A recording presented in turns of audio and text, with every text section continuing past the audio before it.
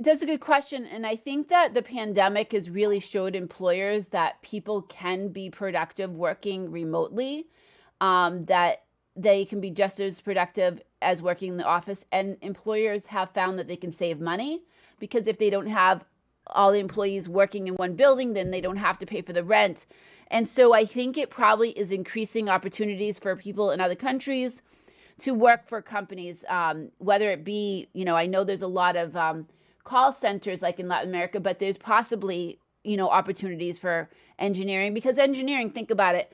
You're using, like I know with my son, he's using CAD and he's designing stuff. Like, I don't know what I'm talking about, but he's designing robots with CAD. Like, you can be doing that. You don't even have, you could be using a computer remotely in another country possibly, but you can be designing the stuff and sending those designs. So I don't see why it would not be like this whole pandemic has kind of opened those opportunities. Thank you, Rochelle Lappinen here.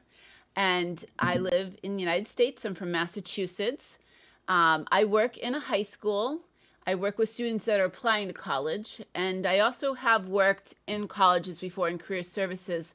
So when Jose asked me to do this, I developed this really based on questions that students that are graduating college, high school or college here in the United States would get. So they might be a little bit different than what you would have in Peru, but I think they're similar. I did actually talk to a friend from Bolivia and told me that some of the questions might be a little different. But again, this is based on students graduating from college here in the US, and it's actually based on an article from Harvard University or the Harvard Business Review. So I am going to talk about 10 questions. Oh, by the way, I also have a YouTube channel and it's right here. It's called Dreaming English, where I try to help people learn English. So any case, I'm going to talk about 10 questions, 10 of the most common questions that you might get in an interview and how to answer those questions. And then you can ask questions at the end. All right. Okay. So the first question that is the most common, I think, is tell me about yourself.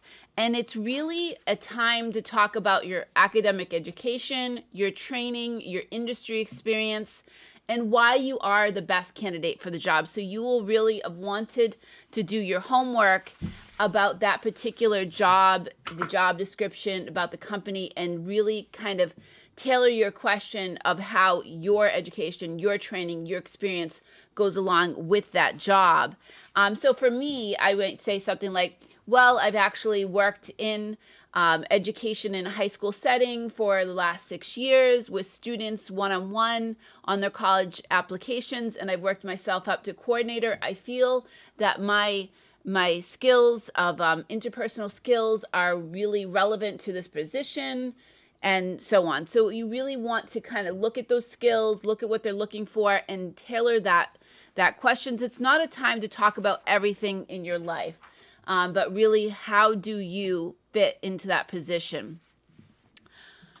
So the next one is, how did you hear about this position? So here is if someone has recommended you for this job. So if Jose actually recommended me for this job, I'm going to want to mention Jose's name. I'm going to want to say that I was recommended, because I'm not going to just assume that the interviewer is going to know that. But if you did find this job on your own, like what caught your eye? Like, why were you interested in this job? And if you were recruited, like, why did you take the bait for the job? So an example could be that I learned about this position on LinkedIn. I've been following your company's page for a while, and I'm really passionate about the work that you do in XYZ areas. So I was really excited to apply. The required skills match my skill set, and it seems like a great opportunity for me to contribute to your mission, as well as the next great move for my career. So that would be like one example of how to answer this question. So the next one is like, what type of work environment do you like? So be sure again to do your homework, to research on LinkedIn, to research on the company's website, their social media, and try to figure out what kind of work environment they have, and basically whether or not that matches and closely aligns with what you are interested in. So your research will save you here. Your preferred work environment should really align closely to the company's culture. And if it doesn't, it might not be a good fit for you. So it's important to like know that, before you take a job. So an example of answering this question is like, I really like a fast-paced environment because they make me feel like I'm always learning and growing. But I thrive when I am collaborating with a team members. When I'm collaborating with team members and helping people reach a collective goal as opposed to competing. In my last internship, it was with an organization with a similar culture, and I really enjoyed that balance. So a fourth question that is very common is, how do you deal with pressure or stressful situations? This is important because an employer wants to know how you hold down the fort under pressure. They want to know that you're not going to crack when there is like a lot of pressure going on. They want to know that you're not going to have a meltdown when the pressure becomes too intense or the deadlines are looming. And so one way to answer that would be, I realize situations are always going to come up, and I definitely have to learn how to navigate them throughout my career. I've been getting better and better at handling those. Actually, one example, the employers really love examples. One example was in my 2 weekends ago when I was working in my job with hybrid services that we give, the hybrid classes that we give. The internet cut out, and I had to think really quick on my feet what to do. So first of all, I told everybody, give me 5 minutes, let me reset the computer and the router, got the things back up into place, and was able to get the hybrid class going again. So basically, how did you handle? Did you just crumble under that pressure? But instead, give them an example of how you handled that stressful situation and handled it well. So that way they know when you have pressure on the job that you're going to handle it well. So the fifth question would be like, do you prefer working independently or on a team? So here the answer should be based again on research for the job. You should really be looking at what kind of culture the company has, and expect that most environments are going to have team-based work. Highlight some of your best traits and personalities and how they fit the requirements, and consider answering the questions by highlighting the advantages and disadvantages of both situations. And so a good way to probably answer this is that an example would be, I really enjoy a blend of the two, working independently and on a team. I like having a team to strategize with, get diverse opinions from, and reach out for feedback. But I also am comfortable taking on assignments that require me to work independently. I find that I do some of my best work when I can focus on a quiet place, but I really value collaborating with my teammates and coming up with the best ideas. So the sixth question that is very common would be, when balancing multiple projects, how do you keep yourself organized? It's very important. Employers want to know how you are going to stay organized for the day-to-day things and the projects that come up in the future. They want to know how you utilize your time and your energy to stay productive. They also want to know, do you have a system for staying on track? They might ask you, like, how do you handle your email? That's like a common question that I've heard from employers. And how do you stay on track with the work beyond the company schedule? Be sure to emphasize that you adhere to deadlines and you take them seriously. Discuss a specific instance. Again, they like examples. Talk about the importance of urgency. So like, what are the very urgent projects that are important, and need to be done, but maybe there's important projects that don't need to be done right away. So how do you balance those out? And explain how you remained organized and focused on the job. So an example could be, I'm used to juggling projects on my own where I'm often moving between coding one software program and another. I found it really helps me prioritize what I need to get done first, and it holds me accountable for day-to-day responsibilities and tasks.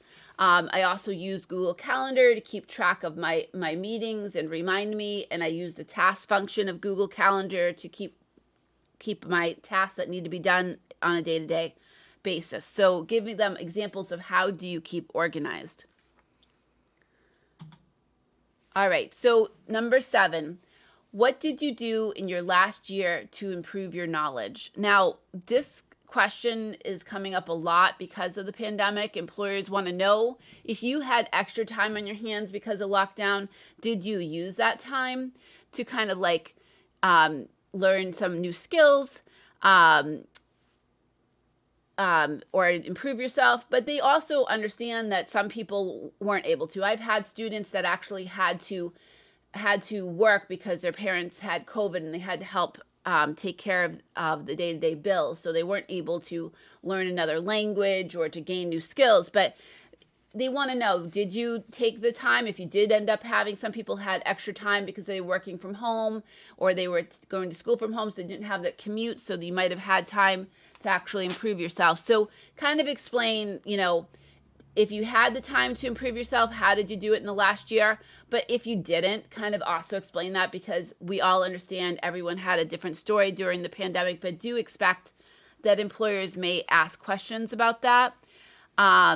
Know that you don't have to be scared about answering this question if you didn't spend your time brushing up on skills or taking courses. We all learn from all the different experiences. So taking care of, like, working to help take care of your family or whatever your experience was, all is important. So one example could be, there's 2 examples that I'll give. One example is the extra time. The extra time on my plate really allowed me to be introspective around what I wanted, where I wanted to take my career. I read a lot of journals and kept abreast of the latest ideas in my field and sharpened my skills by taking online courses. And then another example would be, like everyone else, I too gained some time last year for not having to travel 2 hours a day to and from work. I decided to spend my time on things that I love, so I got back to learning how to play the guitar and journaling. Employers want to know that you know how to take care of yourself too, because that's important. So this is a good example. I feel it brought me closer to myself, and it's been really great for my mental health and productivity. So work-life balance is another important thing. Employers are going to want to know that you do have a good work-life balance, that you're able to take care of yourself, because if you're not able to take care of yourself, you're not going to be able to do a good job for them. Now, here is where I prepared this question based on United States, and my friend in Bolivia said that this isn't always the case there in Peru, but I'm going to answer this as it would be for my students here in the U.S. So sometimes employers in the U.S. will say, what are your salary expectations? So before you arrive, you should know the salary for the positions you're applying to. There are websites like Glassdoor, Fishbowl, Vault.com. You can ask people in the field by researching on LinkedIn. And there are many different sites, government sites, that will list different positions, different jobs, and the different salary ranges, and based on geographic locations. Now, I'm told that that might not be the case in Peru, but in any case, here in the U.S., you'd want to know, because employers will always ask this question because the position is budgeted. They have a certain amount that they are able to pay for that, so they're going to ask what your expectation is. So a good way to answer that would be, based on my skills and experience, and on the current industry rates, I'm looking for a salary range of $50,000 to $55,000. I'm just giving that as an example. But basically, know what that range is, so you're able to give that in the interview. All right, so another question they may ask is, are you applying for other jobs? Employers want to know if you are generally interested in this position, or if it's just one of your options. So if it is your top option, you should definitely let them know. Simply put, they want to know if they're your top choice. You don't necessarily have to say all the places that you are applying unless you have a job offer. Then you may have to let them know that. You can also mention that you're actively looking for offers if your interviewer asks. So in examples, I applied to a couple other firms, but this role is really the one that I'm most excited about right now because, and that's where your research will really matter. Like, you want to know why it is that you want to work there. All right, so, and this is the 10th question I have. From your resume, it seems like you had a gap year. Would you like to tell us about this? Would you like to tell us why that was? So here's the thing. A lot of students, like after high school or after college, might take a gap year for various reasons. So let the interviewer know that your gap year wasn't just about procrastination, but it added value. Like, sometimes a lot of people have taken a gap year during the pandemic because they had to. Maybe they had to take a gap year to take care of family members because, they had to work to help out the family. There might be all kinds of reasons. Or maybe you took a gap year to volunteer, you took a gap year to travel, whatever it is. Tell them why that was. I think that was a very common thing in the last 2 years, is my students taking gap years out of necessity. Like, some of my students are really high school students, so they took gap years because they didn't want their college experience to be an experience of having college during a pandemic and lockdown. But a lot of times, I think students graduating college took a gap year because maybe they had to take care of family members. Maybe there just weren't jobs around, or whatever the case may be. So that was definitely the case. So let your interviewer know, basically, that it wasn't about procrastination, but that basically it added value, or maybe it was for some personal reason because of the pandemic. Provide a short explanation of why you decided to pursue a gap year, and then focus on what came out of it and how it became positive to your future. And so an example would be, during my last year in college, I really didn't feel ready to pursue my career. So I took a wilderness course for a few months to sort out my goals. It may seem a little random, but the time I spent really helped me develop my new skills in the area of leadership, communication. And during that time, I realized I wanted to pursue a position in such and such career. I understand you guys are engineering. So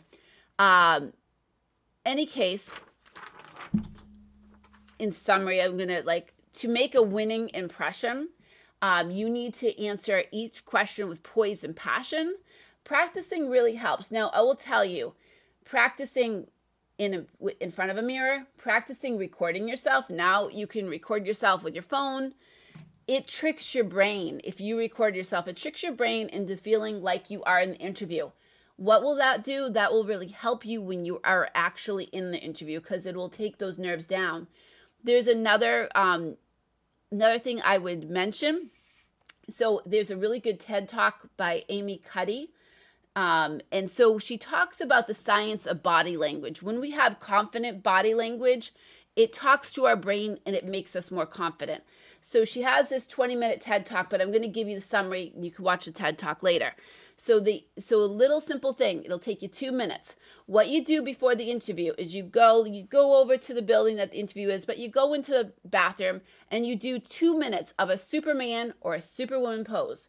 2 minutes. You don't do it when you get an interview. What does that do? It tricks your brain. It builds up your testosterone hormones, which are your confident hormones, right? And it takes down those cortisol hormones, which are the stress hormones. And what it will do, and they've done studies, which if you watch this TED Talk later on, you will find they actually tested it for people interviewing. And the people that did the very confident, the Superman, Superwoman poses, those were the people that the interviewers wanted to hire. So there's a little tool for your toolbox. It won't save you if you didn't do all your other homework, but if you did your other homework and you're somebody that's a little bit nervous for an interview, then doing this will really help. I'm just going to take a drink of water. All right, so preparation will allow you to be confident and in control, helping position you as the ideal candidate when the competition is tough, and focus on yourself, the industry, and how you best fit the jobs.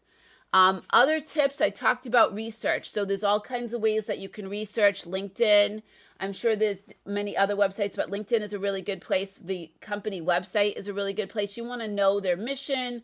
You want to know LinkedIn, you can maybe possibly have some informational interviews with people that work there and learn more about the place.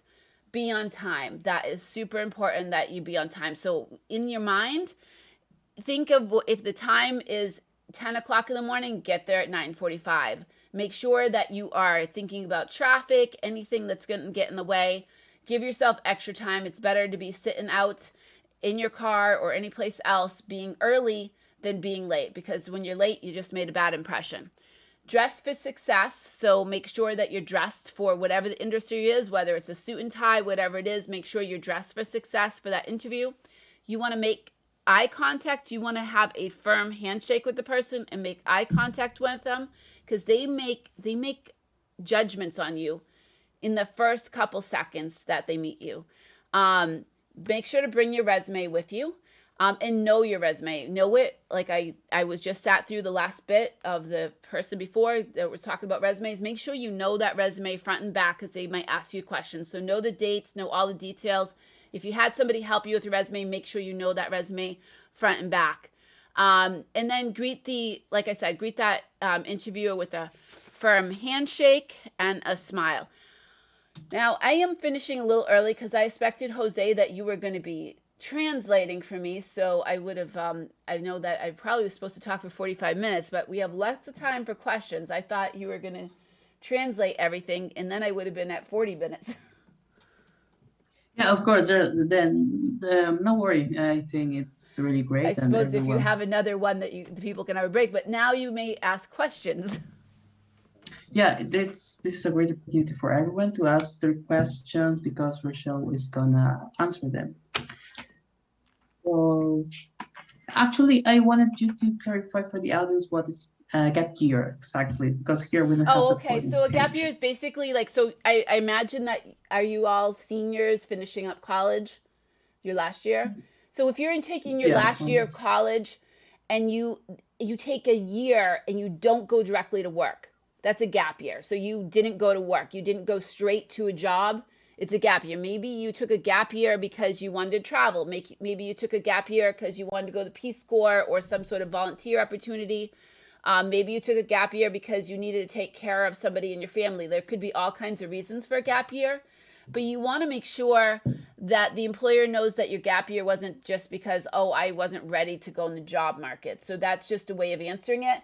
And I think this question's coming up more because of the pandemic. So if your resume, so you're graduating this year from this university and it's a whole nother year and you don't have any work experience, that's where kind of like that volunteer and all that stuff that your previous speaker was talking about, like maybe if you graduated and you didn't get a job, but you can put in that experience. Maybe you went to go volunteer at some organization, you can stick that on your resume. Because if they see a gap of like, oh, you graduated in May of 2022, and now it's May of 2023, and there's nothing on your resume, there's a gap there, right? Yeah. Is that clear? Yeah, it's clear. Let me translate to Spanish. So, básicamente lo que dice es que un año, un salto de año, no, we don't have an exact translation. Un salto de año o gap year es cuando no vas directamente a trabajar al trabajo, sino te pasas un año sabático, sí, exactamente. Un año sabático, donde no trabajas en ningún centro o institución, sino te dedicas a conocerte mejor o a poder mejorar tus habilidades, ¿no? Que es lo que tienen mayormente. So, very interesting. And Maybe if there's someone in the audience that would like to make a question to Rachel by turning on your microphone or leaving in the comment section. Hi, I have a question about the años sabático. Yeah, actually, it's my experience. I take the last year, like my free year, and now I want to come back the job, but I don't know what type of things put in my CV, because the last year I don't work and I don't have many experience. Did you work at all on like improving any skills, like you're part of this English club, maybe you can put that on? Did you take care of family? Like try to think of what you did. So even if you have something, any volunteer or any sort of skills that you have improved, you could put that on the resume. But if you don't have something, just be ready to explain why you took that year. And I'm not saying that if you took that year off that you won't get a job, because people do. But just be ready to talk about it and how did you spend your time? Does that make sense?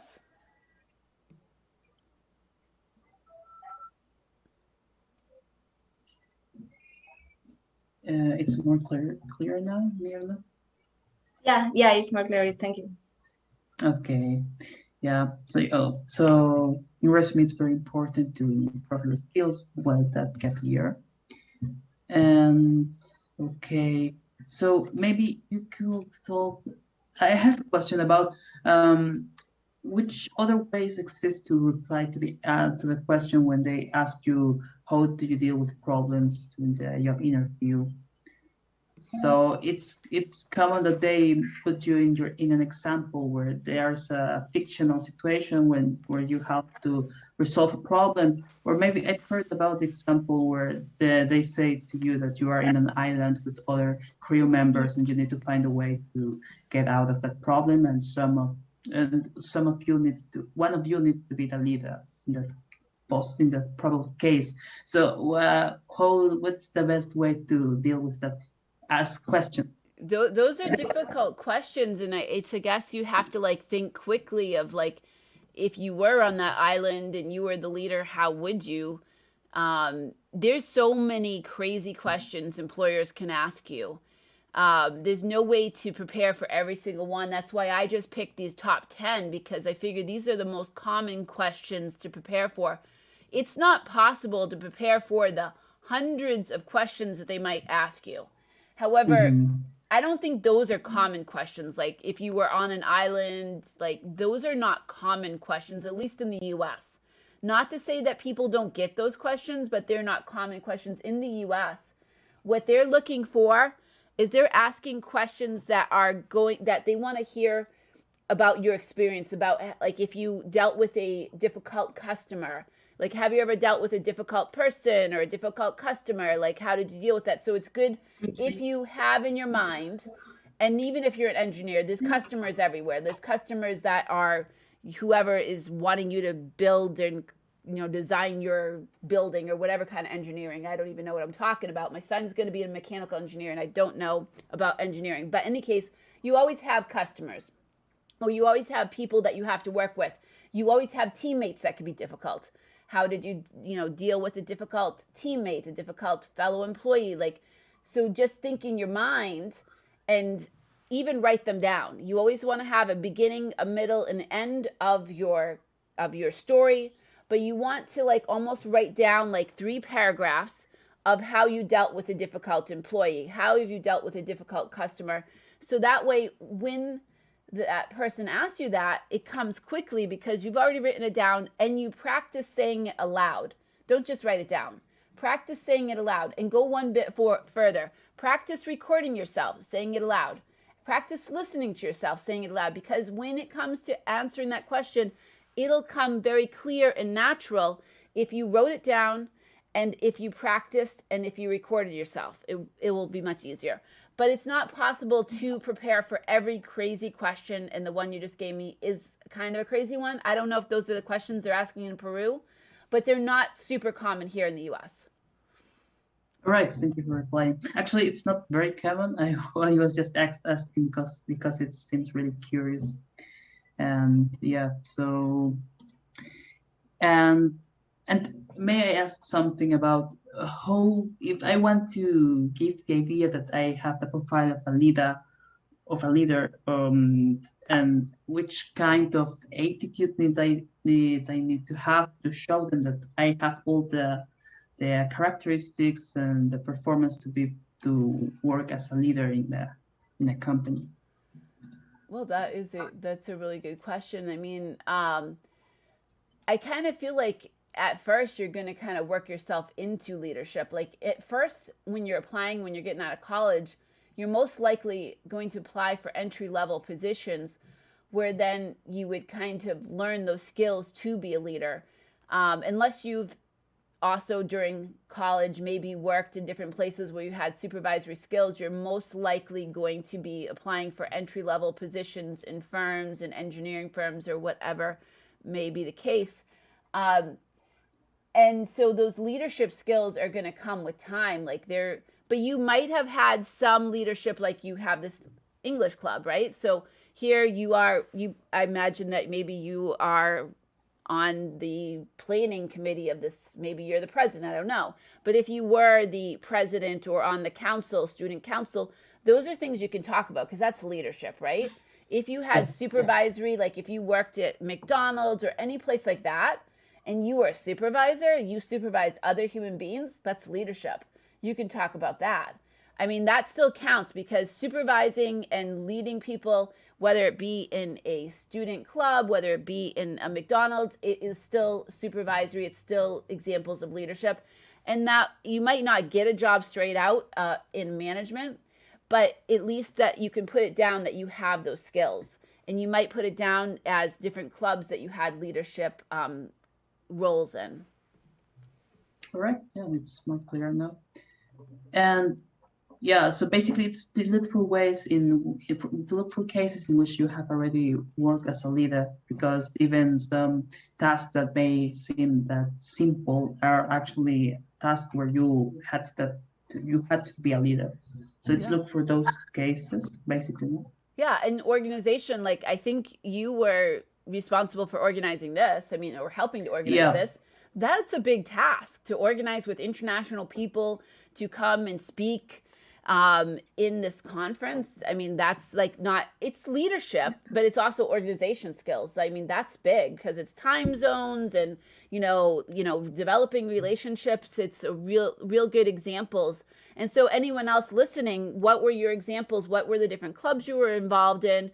The different leadership roles? Maybe there's other things. Maybe you organized some sort of, like when I was in college, I organized a tea and I had speakers, like a tea that we drank tea, but we had speakers, we had a whole theme, so we had to order food and we had to invite important people to it. So there's all kinds of things that you could have been involved in during your college experience that could be leadership, could be organization skills, that could be definitely things that you can talk about in the interview.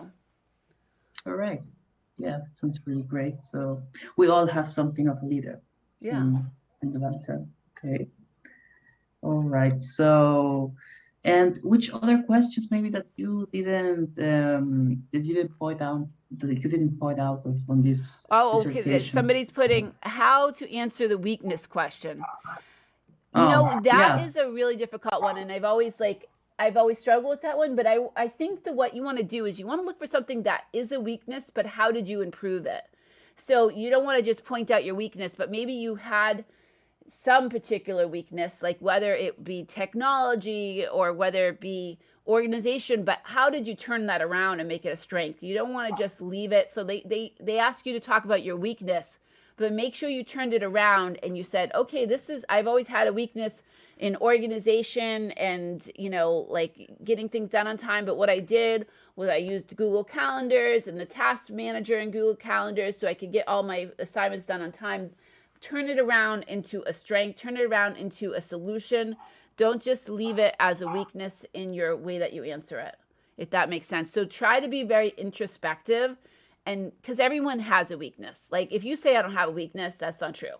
You do have a weakness, but how did you improve it?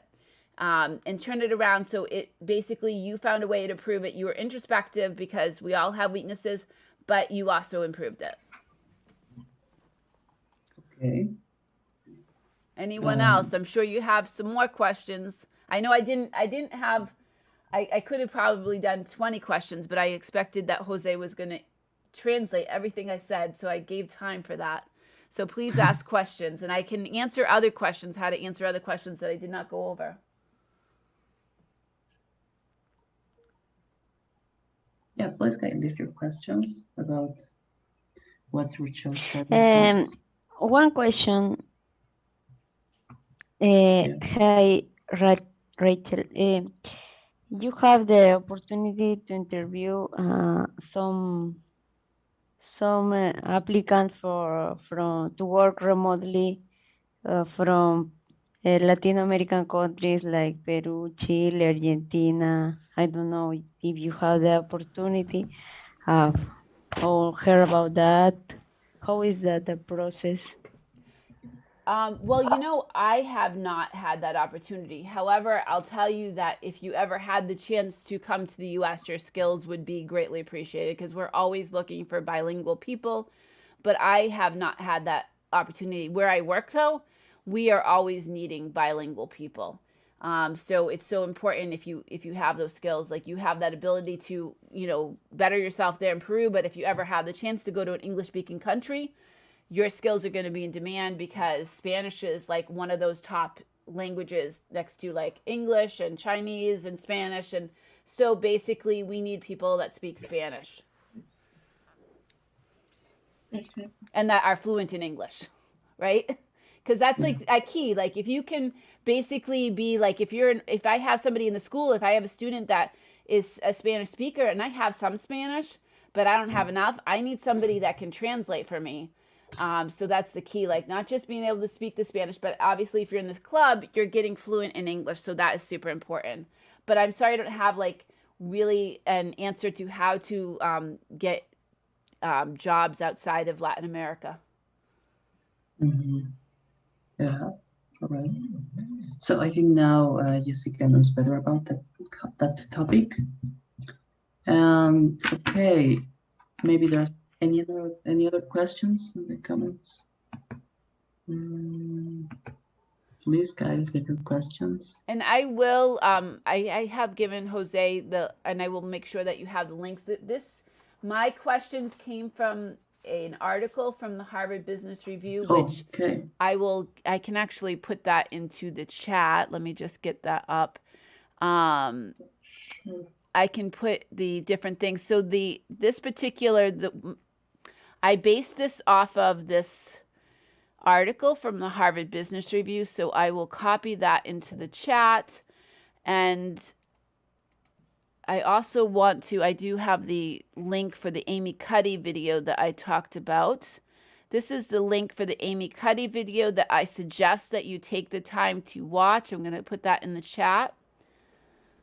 And what else? I'm also going to do a shameless plug and put in my YouTube channel into the chat because, of course. Let me see. I want to copy that. Copy. So I'll put that here. This is my YouTube channel. So these three things in the chat. So the first one is the article that I got these questions from and how I based this talk or this presentation. The second link is the Amy Cuddy TED Talk, like your key to building your confidence before your interview, 2 minutes of your time. Very interesting as well. She has a really good talk. She's actually a Harvard professor. And then the third one is my YouTube channel. So other questions, please ask them because I still have time. Otherwise, are you guys done for the night or you have another speaker? Yeah, for the night we're done. Okay, so if you have no questions, then you can finish early, but I'm still available. Of course, yeah. Actually, I have one question about the salary topic. At least in the technological field, how much vary the rates of salaries if you are just if you just finished university? In which field? Technological. Oh, okay. So, as far as like salaries, like in the US, I think it's one net. I'm trying to think. I haven't been using these. I think it's iNet. I'm trying to think. ONet. That's it. So I'm going to give this. This is a really good for like salaries in the US, and you can look up all kinds of salaries in the US based on different engineering, whatever particular nursing, whatever it is. I know you're all engineering students, I believe, but this is for the US. I imagine there's something similar for Peru, but this one allows you to look up. You can actually type in, let me stop share, and I'm going to share this site so you guys can see it, because then you can see what I'm talking about. So this is a site I'm talking about. It's called ONET Online. It is by the US government. But so here, you can see here, occupation keyword. So it has electrician. I'm just going to press go. And, well, okay, let me just put engineer. Let's put engineer, mechanical engineer. Okay, let's look up mechanical engineers, because that's what my son is going to college for right now. So we can look up all kinds of information. This is a good thing to use for writing your resumes as well. But we can also look up salary information if we scroll down. And again, this is just for the US, but I'm guessing they have something similar. So we can look at the medium wage for people coming out. So that's not the beginning people, but people that have been working for a while. $45 or an hour, or $93,000 a year. And I can look up, like, do you want to go live in sunny California? So let me go here and go to California, and let's look up what it is in California. And it's going to give me like the minimum wages and the medium and so on. So you can kind of get an idea of what mechanical engineers make in each state or in the US in general. I imagine they probably have a similar site in Peru, but this one, I think I just stuck this site in the chat. It might be a good place to look up.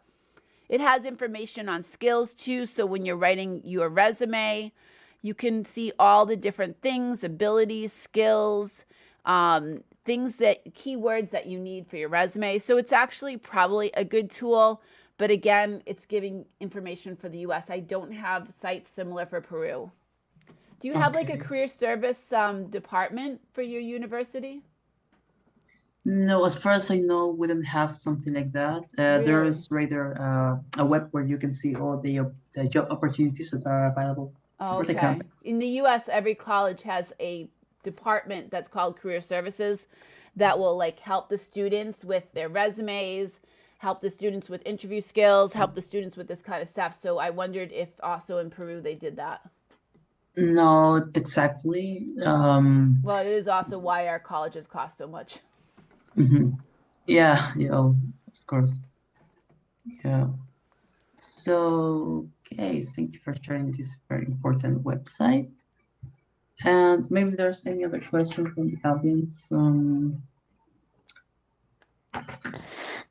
Well, I have an opinion because, for example, in all the past 2 years in the pandemic, I read about there's an increase in the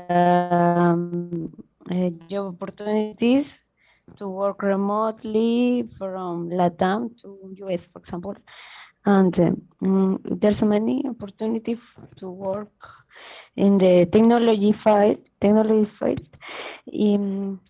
and also obviously it's important to speak, right? To speak fluent, to have fluent speaking.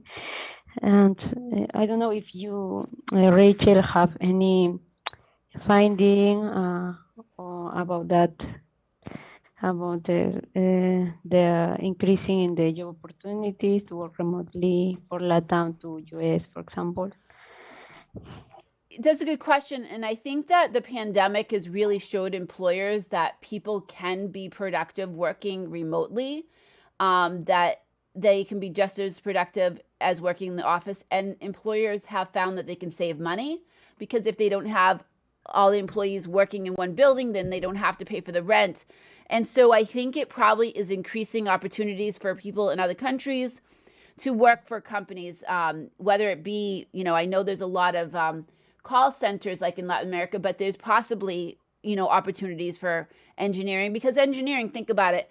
You're using, like I know with my son, he's using CAD and he's designing stuff. Like, I don't know what I'm talking about, but he's designing robots with CAD. Like you can be doing that. You don't even have, you could be using a computer remotely in another country possibly, but you can be designing the stuff and sending those designs. So I don't see why it would not be like this whole pandemic has kind of opened those opportunities. I don't know like any certain sites that would be the best for you to look at, but I think that's one of the benefits. Like we have obviously a lot of not good things that came out of the pandemic, but I think one of the benefits is that employers know and have seen that people can be productive and that we can work collaboratively and we can work with people in other countries. And so I think that probably is going to open the doors for you, but I don't have the magic, here's your website to go look for these opportunities. Okay, thank you. You're welcome. So I think this question inspired me to make another question about nowadays how are oriented the job interviews in terms of the COVID situation. Do they ask you something about how do you care about yourself or how do you deal with the restrictions, with the COVID restrictions in your job? I haven't seen anything and truthfully, Jose, I haven't really been working in interviewing for the last couple of years. I've been working in college admissions, but I think they want to know that you can they want to know that you're going to be able to take care of yourself, like emotionally, and that you're going to have good mental health. So they might ask a question like, how do you take care of yourself? How do you deal with stress? Because they want to know that you're going to be able to be like emotionally well for the job. And in addition, I don't know if they're going to ask it like in the US, all COVID restrictions have been lifted. So I don't know that they're really going to ask about that. Some places are still requiring like either vaccination or testing every week. But as far as like whether or not you're going to wear a mask or whether or not a lot of places here in the US are not going to ask that anymore, I guess. And if that's where your question is getting at. Yeah. No, it's better. It's more clear. So yeah, basically because the COVID is just getting over. I mean, we hope so, right? Knock on some wood, right? We hope. But yeah, it was in the US. Like my coworker is not vaccinated and my employer still requires her to test every Monday or every Friday so she can come to work on Monday morning. But some employers are lifting those restrictions. I don't know around the world, but in the US, a lot of employers are lifting those restrictions, and knock on wood, hopefully that's my way of not jinxing myself, knock on wood. And if there's no wood around, knock on wood. I don't want to jinx myself. I think we're getting around this curve and hopefully things are improving. Okay. Yeah, it's very important. And also, I'd like to know if they ask you the question about how do you learn new things? Do you consider as an autodidactic person? I mean, I think they definitely want to know that you're continuing to learn, and they may ask you how do you improve yourself? So that's when you might want to, there's a lot of online free courses like Coursera and stuff like that. So you might want to mention, or maybe you're using Duolingo to expand and learn other languages. So how are you improving yourself? They definitely would like to know that. And even for your field, if you're in engineering, there might be different industry organizations that you can be a part of, that you can be taking classes. Like for myself, I'm in education, so I'm part of like what we call Massachusetts Education Opportunity Organization, and they have all kinds of professional development that I can take. So I can let them know that I've taken leadership classes, that I've taken these different classes on financial aid and so on. So I can let them know that I am improving myself. So I think they're definitely going to want to ask that. Like, again, sometimes an interview might be 10 questions and that's it. Or sometimes it might be 3 or 4 interviews and you have like a panel of 10 people asking you questions and you go in for 3 interviews. Like, it's crazy. Yeah. Okay. So yeah, definitely it's about preparing yourself for any possible situation and continue studying, because we all would need to study and know about more topics.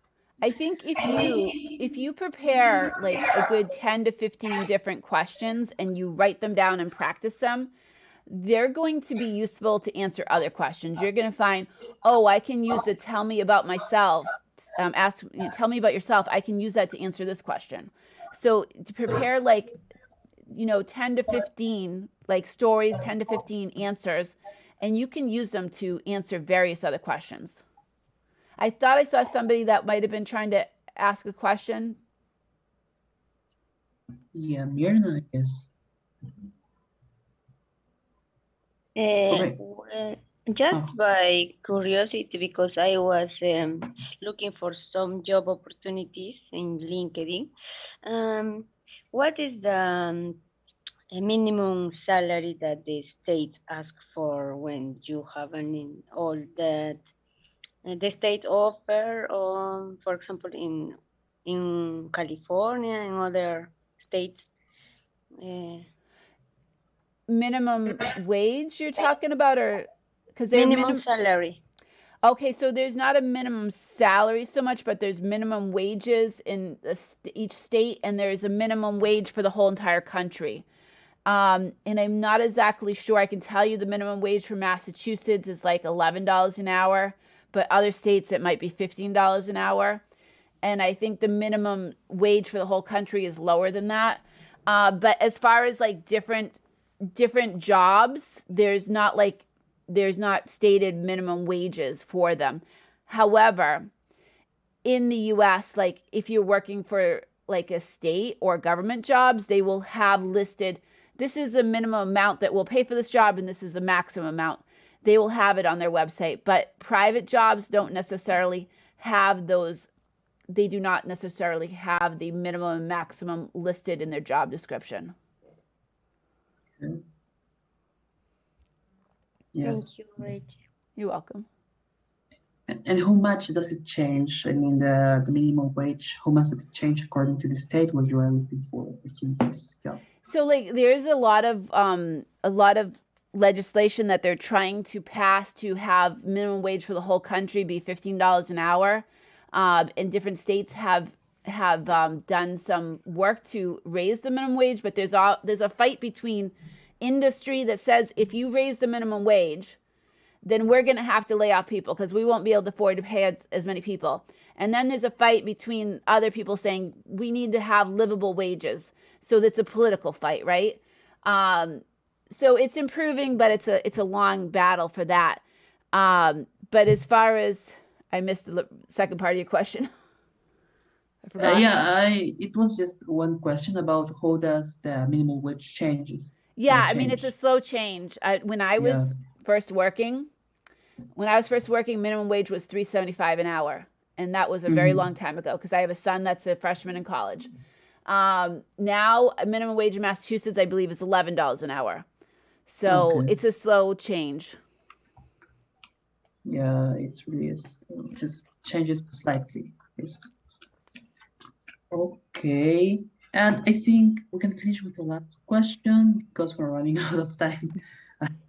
I think we finally filled all those minutes left.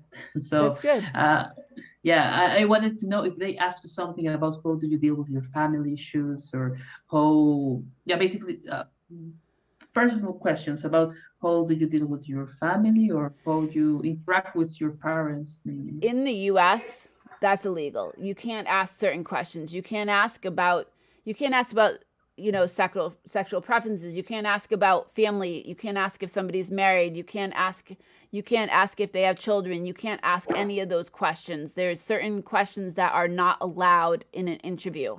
Employers are supposed to know that. They may ask these questions. They may not know, like somebody interviewing you might not know, or they may know and pretend they don't know. But there are certain questions they cannot ask. I know in other countries they can. I know in Europe you have to like put your picture on your resume or your CV, but in US, no. You don't do that, and you don't have, like, they cannot ask you all those type of questions. All right, yeah, really interesting. That's changed the minds of people, the culture actually. So It's really like protecting your personal, like protecting you from discrimination is what it's doing. They can't ask if you have disability. They can't ask all those things, but they do, like if you had some sort of disability, you have to still be able to do the job. Like, so there's certain things that the reason why they can't ask that is it's to help to prevent discrimination against, if like your age, they can't ask your age. Like you do put it on your application eventually, but they can't ask your age because they're trying to prevent age discrimination. So there's all these things that they're trying to prevent discrimination, so they're not allowed to ask. Okay, yeah, very interesting. It's different here in other Latin American countries. Yes. Yeah. So I think we can finish for now with the conference. I think it was really enriching for everyone to learn about how is the topic of common questions related to the job interviews. And thanks again, Rachel, for your Absolutely, my participation pleasure. here. So yeah, please guys, I would like to encourage you to turn on your cameras in order to take the classical photo after each conference. Here we've got Mirna. Please, Marcia, turn on your camera. Luz, Jessica, Emily, Smith. There are left just like 8 participants. When we started, we were more participants. Well, but it gets later, we get tired, right? But thank you all for staying with us. of course, yeah. Even me, I'm kind of tired as well after all of this conference. So I think we are done with the people. Okay, I will take the photo in 3, 2, 1. Okay. Yeah, it's a good one. Oh, sorry, I made a mistake with my computer. Please turn on your camera again. This one was not good. There was a notification on my computer. So 3, 2, 1. Okay. Yeah, this one is much better. All right, so thanks again for participating here, and thanks also for all the attendees that were attending to this event. It was really important for us to know better about how to apply your abilities to the CV, how to prepare yourself for an interview, and of course, which are the common questions that you can find during a job interview. Also, I'd like to remind you that this Sunday we're going to continue with the conferences, and we're going to talk more about companies and how is the environment, the job environment in a British company, and how to take some advice about starting your own business or startup in a country like Poland, because we've got a participant from Poland who is an English teacher actually. Do you what time is that at? The same as today. It's going to start 1 hour before at 2 p.m. I wouldn't mind listening if I'm invited to just listen, because that would be interesting. Of course, you can listen to it. 2 p.m. Peruvian time. 2 p.m. I will send you the link by WhatsApp. Send me the link. I'd be really interested, because that would be very interesting to listen to. Thank you. Of course. Yeah. So we can finish for today. All right. And I hope you all enjoyed the presentation. Bye. Okay, bye-bye.